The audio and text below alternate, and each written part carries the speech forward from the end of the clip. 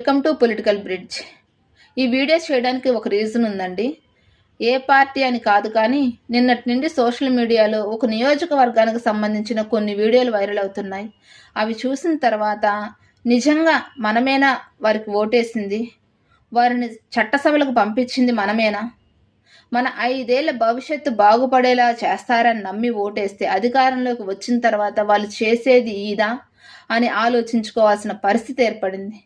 ఎందుకంటే చదువుకోని వాళ్ళకంటే అభివృద్ధి వాటి గురించి తెలియకపోవచ్చు, కానీ చదువుకున్న వాళ్ళు కూడా పార్టీ మీద అభిమానంతోనో కులం మీద అభిమానంతోనో ఎవరికి పడితే వాళ్ళకి ఓటేస్తే రిజల్ట్ అలానే ఉంటుంది. ఎందుకంటే దేశ భవిష్యత్ అయినా రాష్ట్ర భవిష్యత్ అయినా బాగుపడాలంటే అది ఒక్క రాజకీయ నాయకుడి చేతుల్లోనే ఉంటుంది.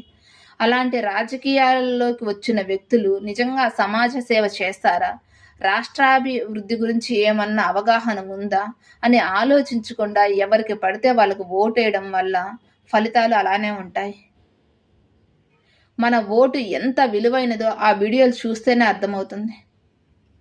ఒక్కసారి రాజకీయాల్లోకి వచ్చిన వ్యక్తులు సమాజ సేవ చేసే వాళ్ళ, లేదంటే తమ సొంత అజెండాలు నెరవేర్చుకోవడానికి రాజకీయాల్లోకి వస్తున్నారా అని ఆలోచించి మనం వారికి ఓటేయాలి. వీడియో నచ్చితే లైక్ చేయండి.